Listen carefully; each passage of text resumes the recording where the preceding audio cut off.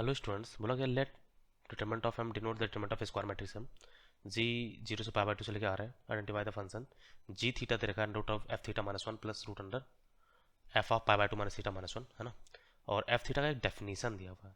तो आगे बोला गया let p x the quadratic polynomial whose roots are the maximum and minimum value of the function g theta. इसका maximum value हमारा उसका रूट है, मैक्सिमम मिनिमम वैल्यू।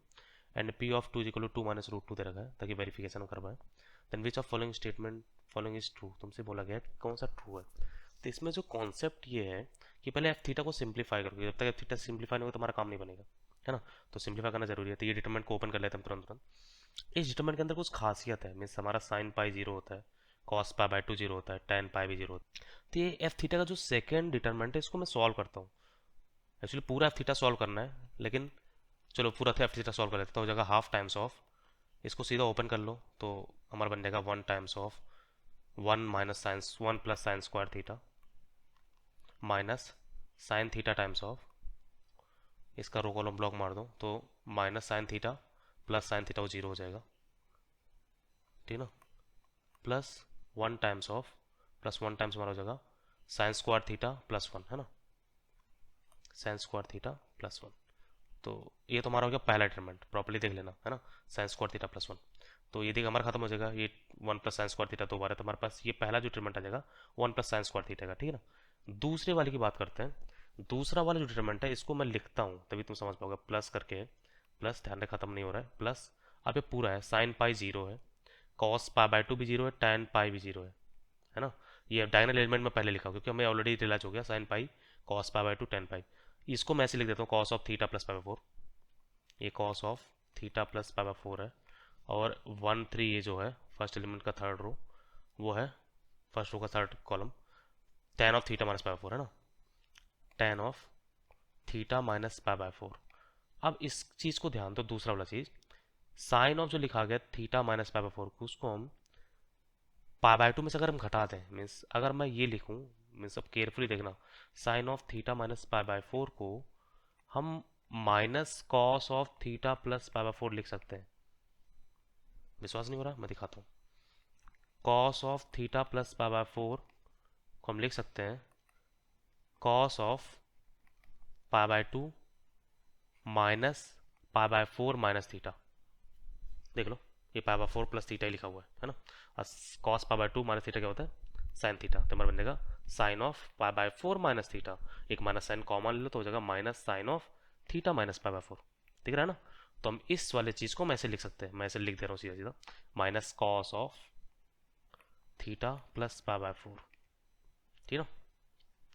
जो हमारा नेक्स्ट वाला है कॉट ऑफ, सेम इसके साथ भी हम कर सकते हैं, cot theta plus pi by four को minus times of tan minus theta pi by four कर सकते हैं। ये तुम काम कर लेना, मैं लिख रहा हूँ ना, क्योंकि नहीं तो बहुत लेंदी वीडियो हो जाएगा। इसको हम लिख सकते हैं minus ten of theta minus pi by four. मैं ये क्यों कर रहा हूँ मैं भी तुम्हें दिखाता हूँ, जस्ट तुम्हें रियलाइज होगा तो बड़ा अच्छा फील होगा। ये हम इसको लिख सकते हैं minus L N of pi by four, ठीक है, minus L N of pi by four, और ये हमारा plus L N of pi by four था ही। ध्यान रहिए हमारा सेकेंड एलिमेंट का सेकेंड कॉलम का एलिमेंट है, तो इसको मैं जीरो सेंटर में कर दे रहा हूँ, ज़्यादा बेटर होगा। अब इस चीज़ को ध्यान दो, ये हमारा स्क्यू सिमेट्रिक मैट्रिक्स का डिटरमिनेंट है। यहाँ पर डायगोनल एलिमेंट जीरो है, जहाँ पर एलिमेंट है यहाँ पर माइनस साइन है, यहाँ पर जो एलिमेंट है वहाँ पर इसका माइनस साइन है, और यहाँ पर जो एलिमेंट है इसका माइनस साइन यहाँ पर है। तो इसका डिटरमिनेंट जीरो होता है, क्लियरली सेकंड वाले का ध्यान रहे, सेकंड वाले का जीरो होता है। तो हमें एफ थीटा प्रॉपरली मिल जाएगा। एफ थीटा में मिला हुआ है one plus sine square theta. ये बहुत ही अजीब सा चीज़ है, ठीक ना। अब जो भी है, जो है सो है, हमारा एफ थीटा मिला हुआ one plus sine square theta.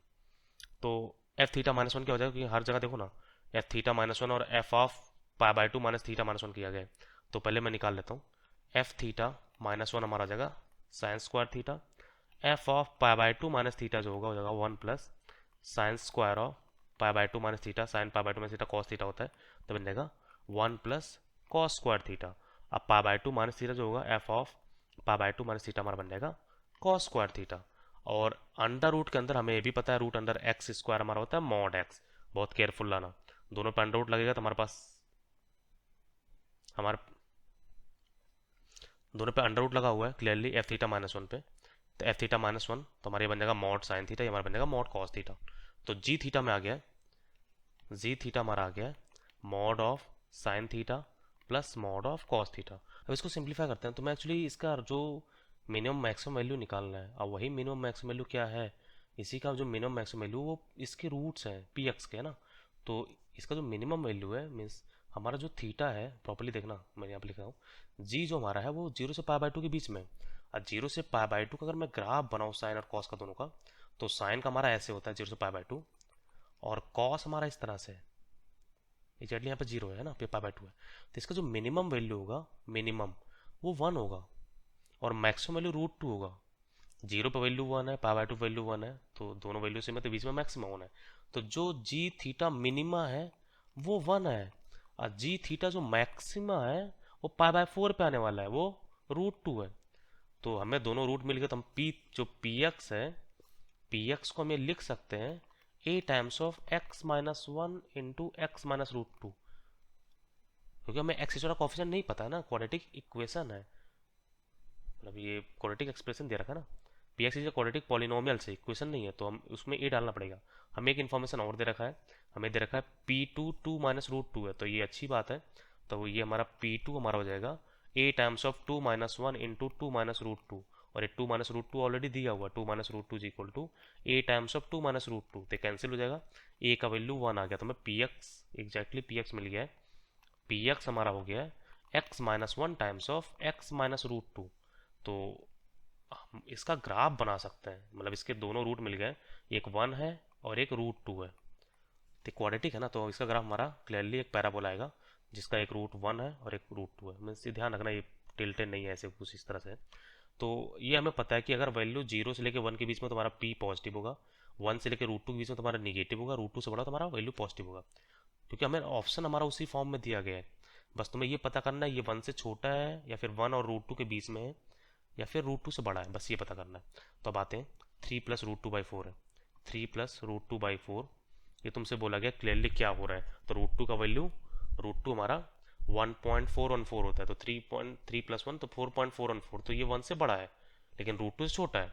अब 1 से बड़ा है, √2 से छोटा है, तो 1 से √2 के बीच में क्या हो रहा है, ग्राफ निगेटिव है, 1 से √2 के बीच में ग्राफ निगेटिव, तो हमारे पास ए पार्ट करेक्ट हो जाता है, ठीक ना। अब आते हैं बी पार्ट में। बी पार्ट बोला गया p ऑफ 1 प्लस 3√2/4 पॉजिटिव है, तो अगर ये 1 से लेकर √2 के बीच में हुआ तो हमारा निगेटिव हो जाएगा, बस इसको क्लियर कर लो है ना। अगर 1 की जगह √2 लिखा होता तो √2 प्लस 3√2 मिलकर 4√2/4 तो √2 होता एग्जैक्टली, लेकिन √2 नहीं है, 1 है, तो इससे छोटा होगा, तो √2 छोटा होगा मतलब 1 से बड़ा, √2 छोटा तो निगेटिव होगा, तुम्हारा ये गलत है। सी पार्ट पाते हैं 5√2 माइनस 1/4, तो अगर ये √2 होता तो ये √2 बन जाता पूरा, लेकिन √2 नहीं है, √2 से कम घट रहा है, तो मतलब ये √2 से बड़ा है, √2 से बड़ा हुआ तो हमारा पॉजिटिव होगा, है ना, क्योंकि हमें ग्राफ दिख रहा है ना कि √2 से बड़ा हुआ फंक्शन तुम्हारा क्या है, ग्राफ पॉजिटिव है। √2 से छोटा के लिए ग्राफ निगेटिव है, 1 से छोटे के लिए ग्राफ फिर से पॉजिटिव है। बस हमें यही पता करना कि एग्जैक्टली है कहाँ पर, 1 से √2 के बीच में अगर लाई गया तो निगेटिव होने वाला है।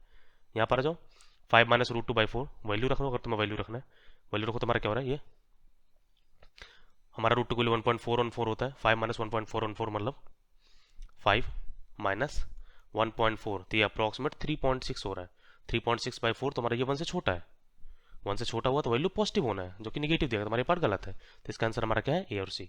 होप करो सारा कॉन्सेप्ट क्लियर है तुम्हारा। हमें करना क्या था, बस केवल ये रियलाइज करना था सेकंड वाला कि हमारा इसका डिटरमिनेंट 0 है, क्योंकि इसकी सिमेट्रिक मैट्रिक्स का डिटरमिनेंट 0 होता है, ये प्रॉपर्टीज है। उसके बाद हमें एफ थीटा मिल गया, एफ थीटा बाद मॉड लगा लो, मॉड के बाद ग्राफ बनाना मत भूलना, क्योंकि इसका मैक्सिमम मिनिमम वैल्यू पे लोग गलती कर देते हैं, लोग इससे सोचते हैं मॉड का मिनिमम वैल्यू 0 होगा, लेकिन दोनों मॉड एक साथ 0 नहीं हो रहा है ना, इस वजह से इसका मिनिमम 1 होगा, मैक्सिमम √2 होगा। फिर बाकी में पी एक्स मिल जाएगा, तो ए पहले निकाल लो, एग्जैक्टली मिल गया तो ग्राफ बना लो, उसके बाद इसका जो भी चीज़ें बोला गया तो चेक कर लेंगे, है ना। Thank you for the watching.